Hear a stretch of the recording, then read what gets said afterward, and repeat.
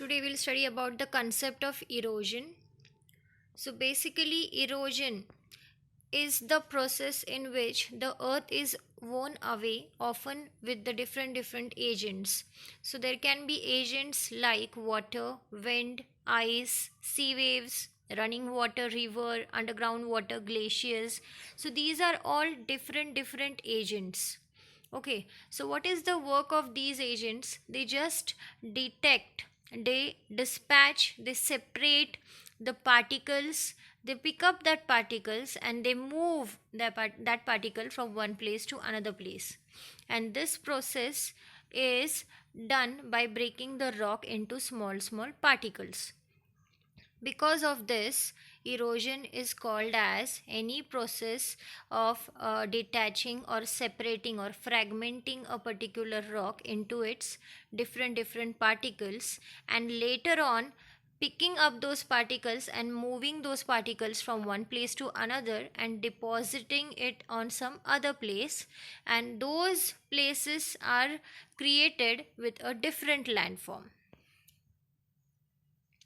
So, a similar process, weathering, also breaks down or dissolves the rock and weaken it or turning into a tiny fragments. So, what is the major difference in the case of erosion and weathering?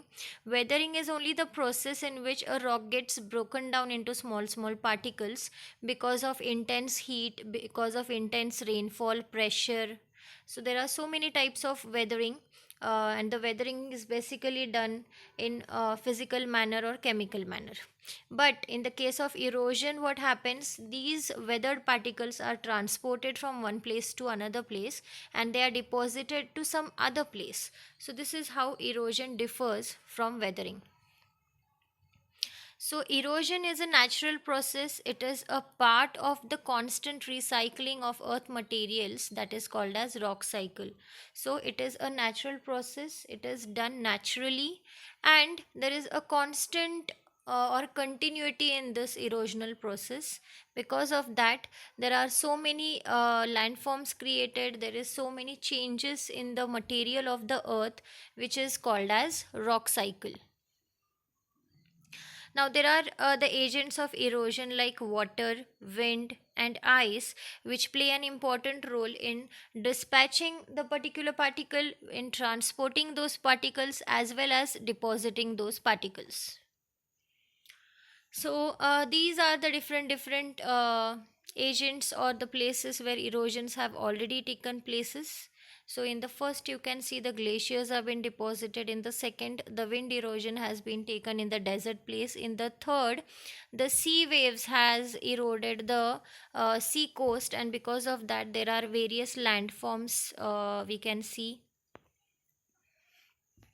Now, what is the process of deposition? First of all, the deposition works in the three categories, that is, velocity of an agent, a change in the slope, and the size of the particle.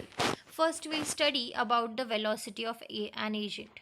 The velocity at which the agent is moving has a great impact on deposition.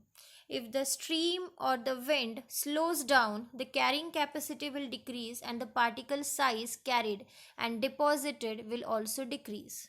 And if the stream flows faster during floods, when the river in the mountain, and when the carrying power of the stream will increase, the size of the particle deposited will also increase. So basically, what is the velocity of that particular agent, whether the agent is wind, water, glacier, whatever? What is the velocity? How is the speed of that agent?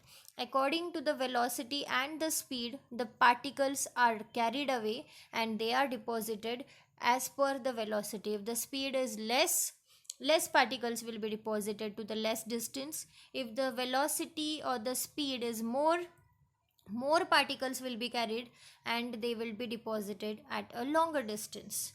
Next is a change in the slope. If there is a change in the slope of the land or change in the direction of the flow, then also there is the change in the deposition which occurs. Okay, so in the winds, if they change their direction or when the slope is almost absent in the plain regions, The rivers are unable to carry the sediment further and starts depositing. If there is a continuous slope, a river is flowing from some mountain and it comes to the surface area at the plain surface, now there is no slope over there. So definitely at that particular moment the river will not be able to go to a longer distance because of the absence in the slope.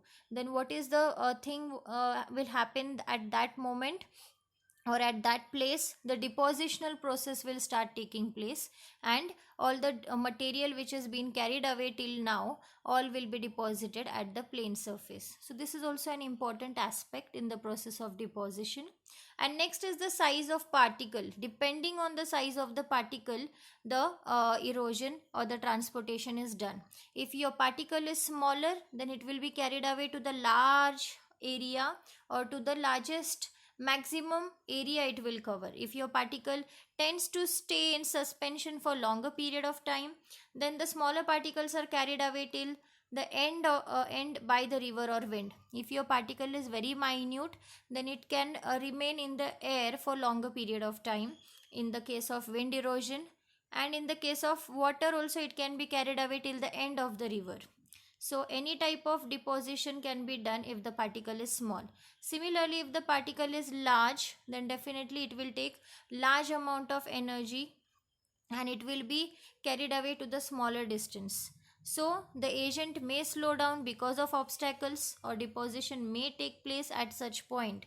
If there is any obstacle between the river, then at that place the deposition will be more. If there is any obstacle between the wind flow, at that place also there will be deposition. So even the obstacles are playing an intense role in the process of deposition of the material. Now we'll see what are exactly the landforms. So the landforms are the sum result of erosion, transportation and depositional process. So what is landform? It consists of all these processes. That is, the first is the erosion should be taken place.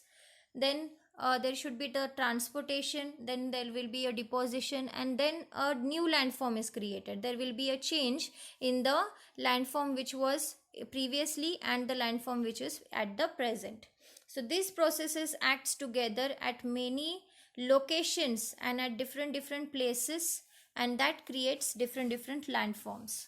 So based on the effect of each of them, the landform produced by different agent can be classified as erosional and depositional landform. So wherever you see the material is getting eroded, the material is getting lessened down, then you will call it as erosional landform.